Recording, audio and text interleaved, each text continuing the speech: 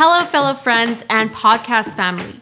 Thanks for tuning in to another episode with me. My name is Maria Zagara, and I am a full-time mama that left the corporate world after giving birth to my baby Alea, and now run a photography and video company as well as an e-commerce business from home with my husband Mario.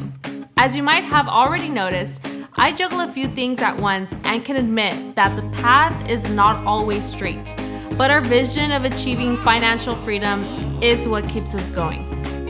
Today, I want to talk to you about something that usually prevents us from growing and will eventually interfere with our true identity.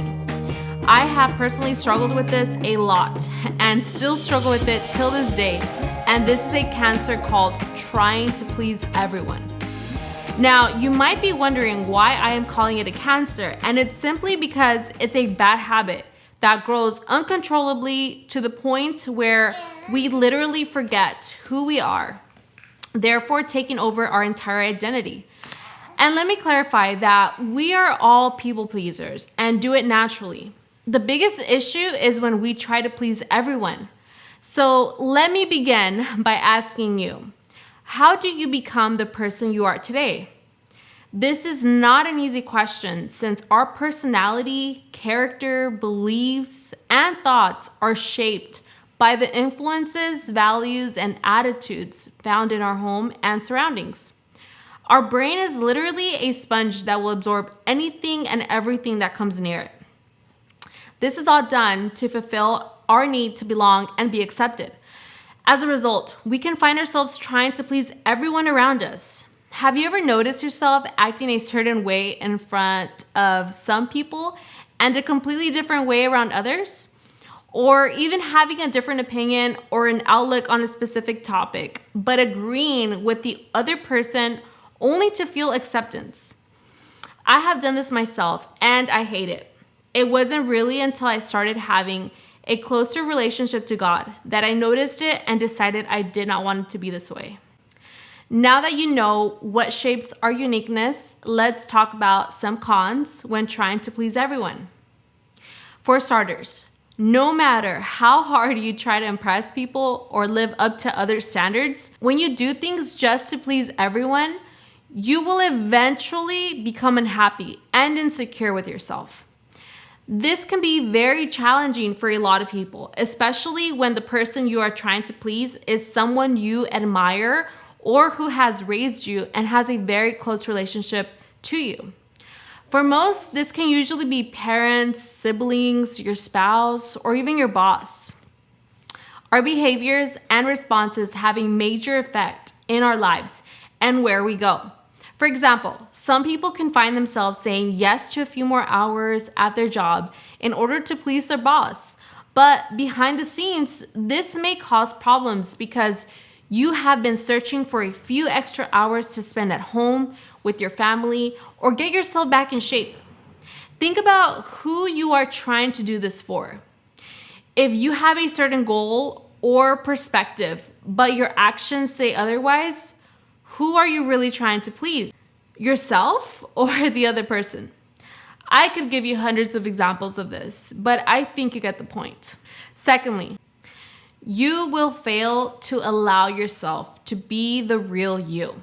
This is a huge downfall to pleasing everyone because you can find yourself second guessing your decisions, changing your outfit more than a couple times by trying to guess what will be appropriate based on who will be there. I don't know about you, but this can be pretty overwhelming. There's a huge gap between the person you're trying to please and the person you really are that wants to act a totally different way.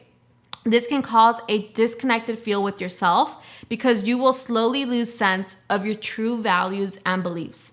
Not to say that you can't change who you are willingly because you want to grow and improve yourself.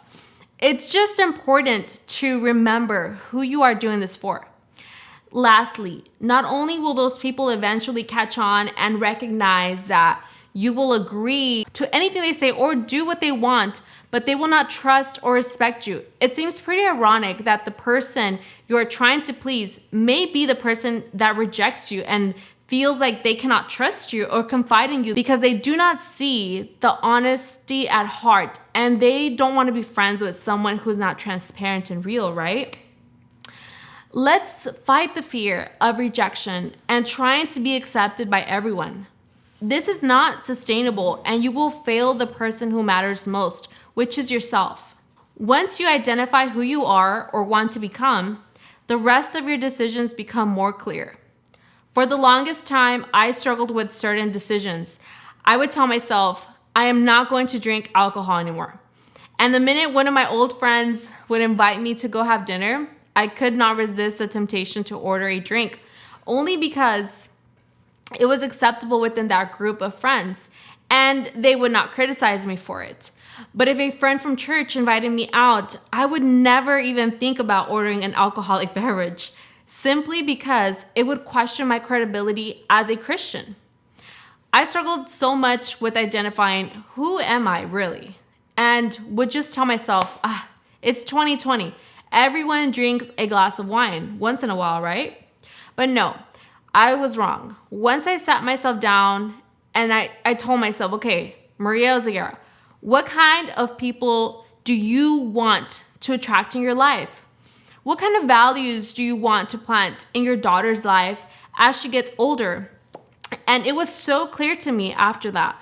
So I have to think about all of those things I have done only to please people, along with all of the bad habits I picked up on the way, and say, will this be part of the new Maria that I envision 5 years from now? I am no longer afraid of what my old friends think of me if I don't do the things I used to. I am fully content with letting go of those fears and acceptance, and no longer am I dragging those chains that held me hostage from showing the person I really am. Regardless of who likes those new values or not, they belong to me, not to those people that for years I tried to please. If you connected with this message in any way, it would mean so much if you could leave a comment down below. And if you're watching this on YouTube, please leave a comment. And if you're listening to this on the podcast channel, Defying the Odds, you can also find me on Instagram as FitMary and send me a DM. Thanks so much for listening to this message that means so much to me. I pray that if any of you are prisoners of this disease, that you can seek your own true identity and reconnect back with yourself. Have a blessed day, my friends, and until next time.